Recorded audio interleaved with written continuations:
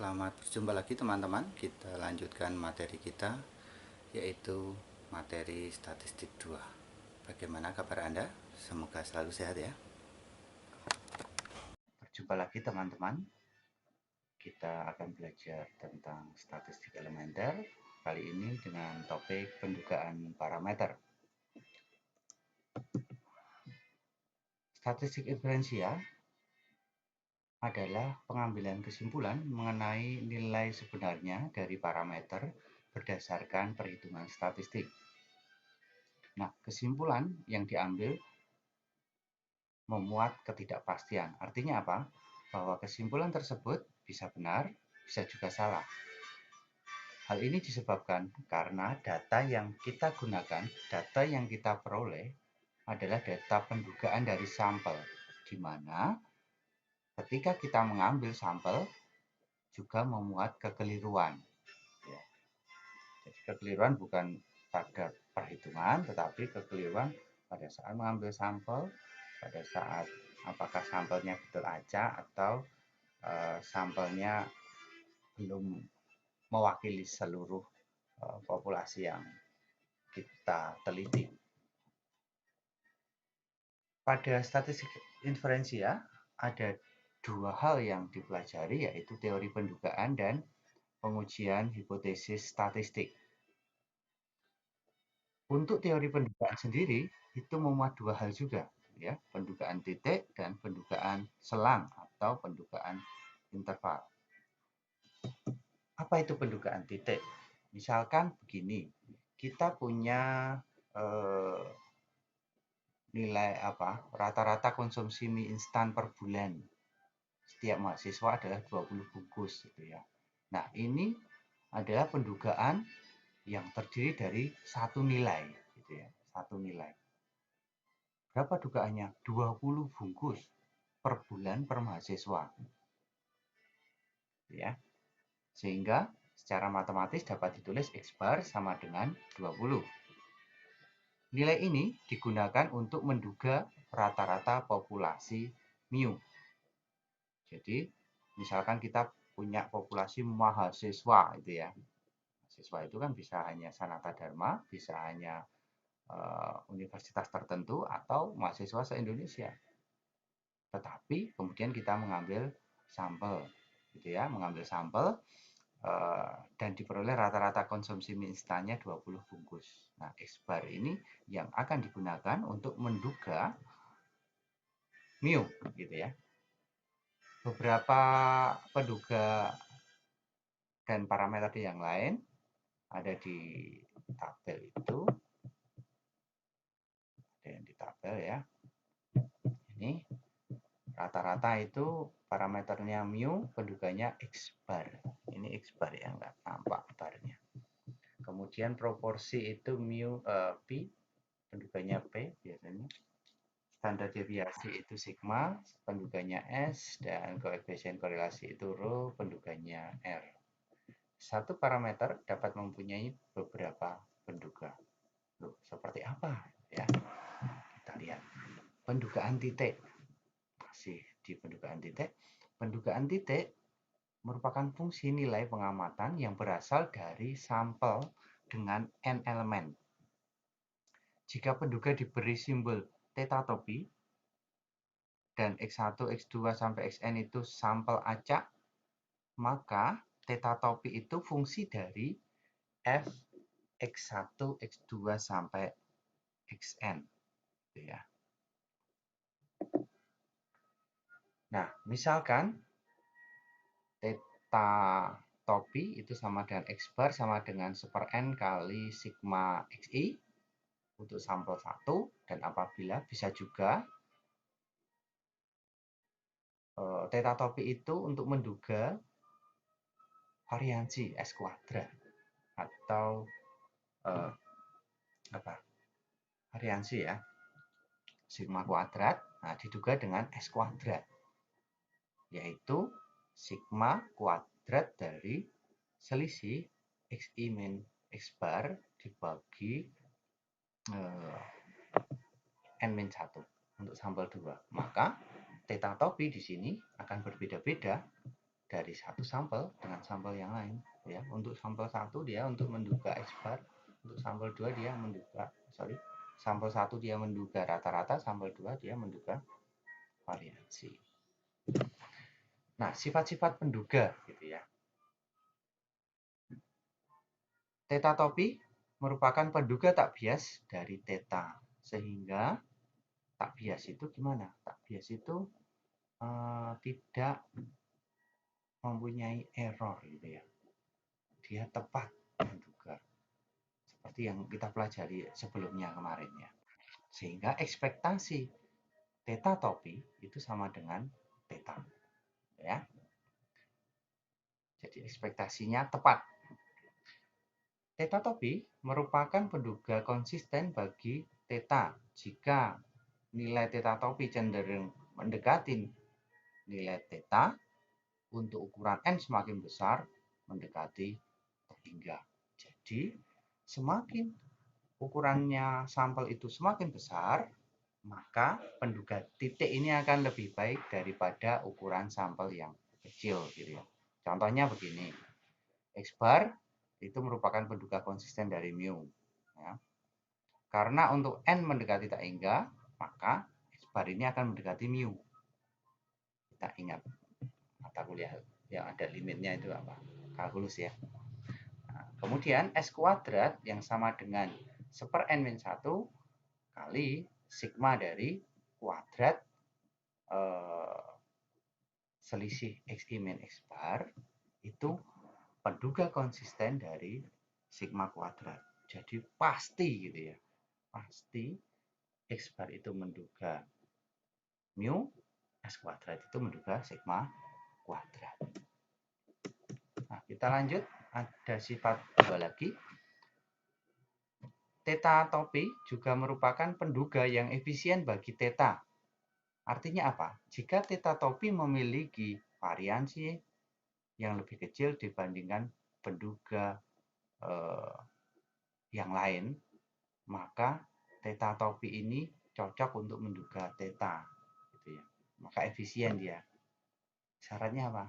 Memiliki variansi lebih kecil daripada yang lain. Oke, yang terakhir, keempat, theta topi merupakan penduga yang cukup bagi theta jika theta topi mencakup semua informasi untuk theta. Ya.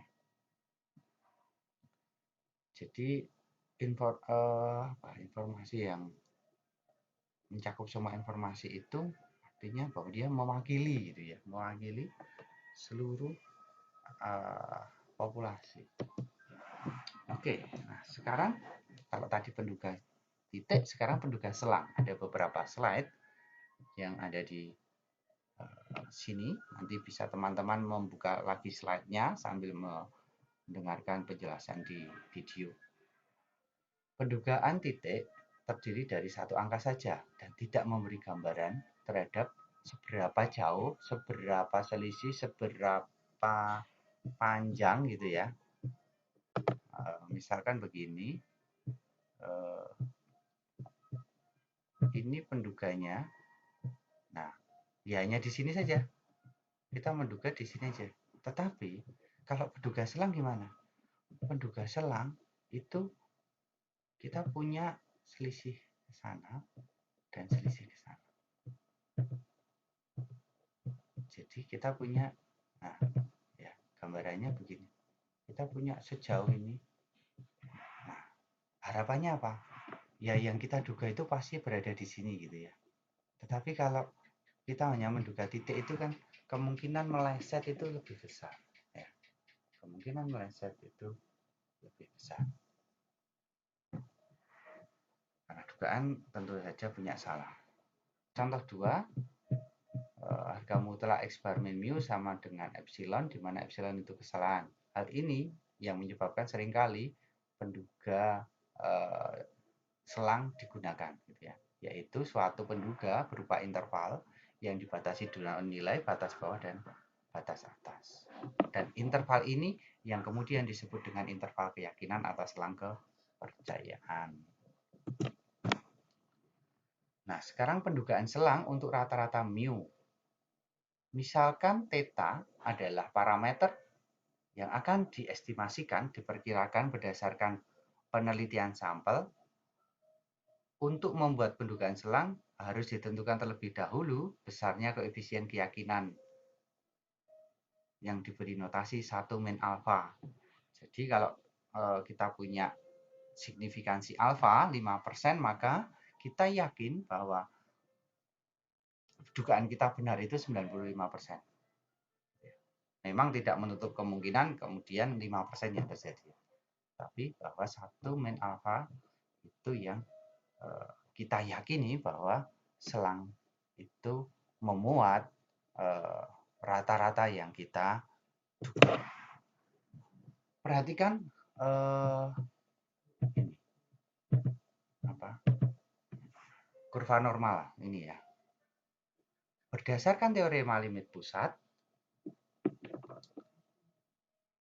jika theta sama dengan parameter dan theta topi itu penduga theta, ya, jika ekspektasinya sama, ini kebalik ya,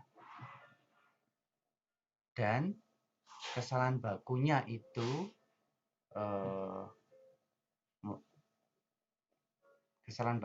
sigma theta topi, gitu ya, dan n mendekati tak hingga, maka z itu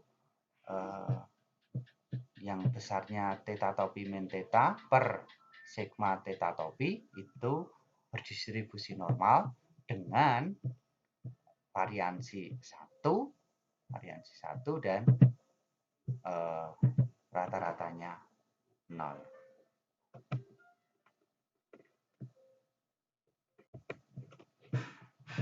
Oke, itu ya untuk penduga selang rata-rata mu. Kemudian jika theta topi sama dengan X bar dan theta sama dengan mu, sedangkan sigma X bar sama dengan sigma per akar n, maka pernyataan probabilitas berikut ekuivalen gitu ya. Probabilitas dari Z antara min Z alfa per 2 sampai Z alfa per 2 itu sama dengan 1 min alfa. Itu. Kemudian Z-nya kita transformasi dengan X bar min mu per sigma per akar n. Itu ya. Yang ini.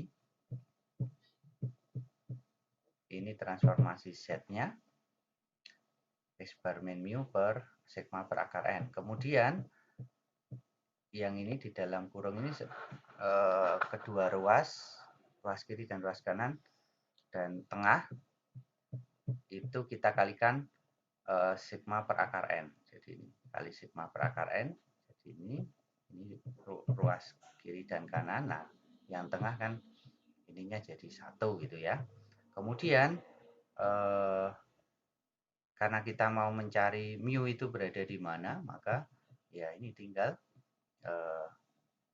mu itu antara X bar min Z alfa per 2 kali sigma per akar n sampai X bar plus Z alfa per 2 kali sigma per akar n.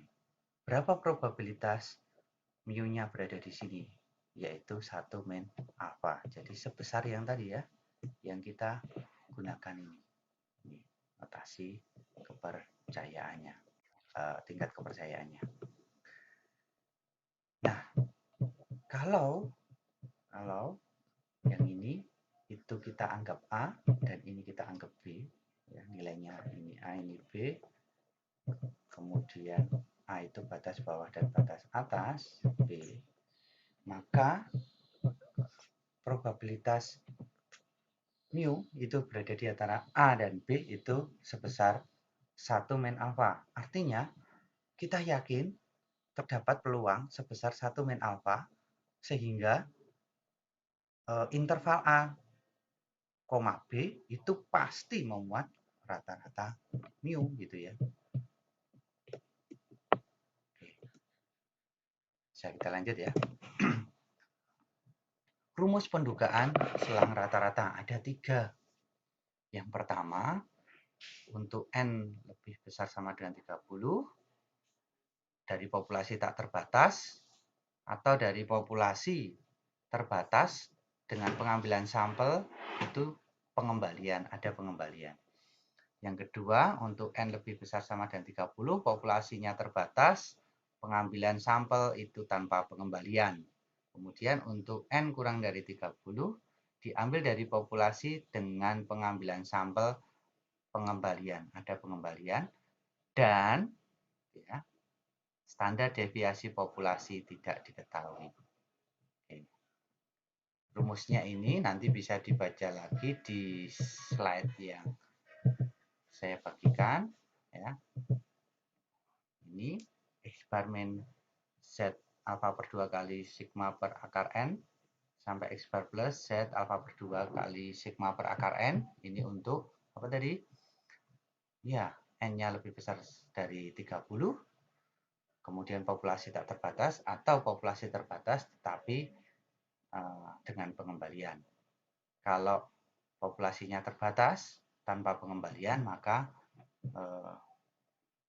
masing-masing ruas masih dikalikan ini. Akar N besar min N per N besar min 1. Ya. Oke. Kemudian kalau N-nya kurang dari 30, maka kita pakai T. Ya. Pakai tabel T. Baik. Nah, ini diagram alirnya teman-teman. Ketika kita mau menentukan distribusi yang tepat, apakah pakai T atau Z itu ya. Nah, mulai dari sini ya. Ini. Apakah sigma diketahui atau standar deviasi? Kalau iya berarti pakai Z. Selesai. Kalau tidak, pertanyaannya, apakah N lebih dari 30? Ya. Kalau iya, berarti pakai Z juga. Ya. Kalau tidak, berarti pakai T. Jadi T itu kurang dari 30 dan sigma tidak diketahui. Kemudian diagram alir pendugaan selang bagi rata-rata mu ini selangnya mau yang seperti apa itu rumus yang mana tadi ya, rumus yang mana yang mau dipakai, 1 atau 2, bisa menggunakan ini, mengidentifikasi masalahnya secara baik. Ini contoh 100 orang calon mahasiswa Akademi Ilmu Statistik sebagai sampel acak yang sudah mengikuti tes AQ mempunyai rata-rata AQ sebesar 110. Diketahui mempunyai simpangan bagus sebesar 20.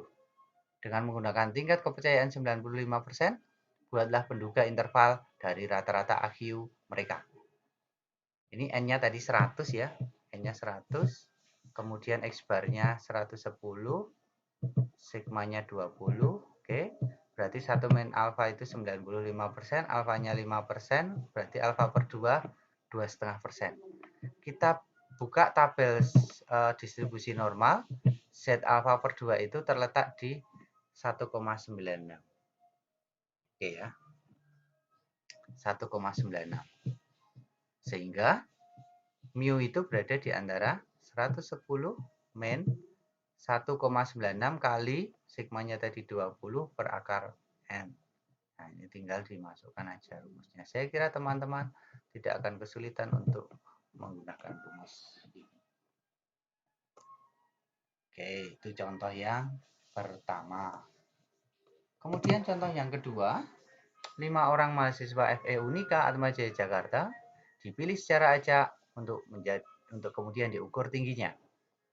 X itu adalah tinggi mahasiswa dalam sentimeter. X1 160, X2 170, dan sampai X5 180. Buatlah pendugaan interval tentang rata-rata tinggi mahasiswa ini dengan tingkat kepercayaan 95%. Oke, kita mencari dulu rata-ratanya gitu ya. Ini 170, N-nya 5. Kemudian kita juga mencari S.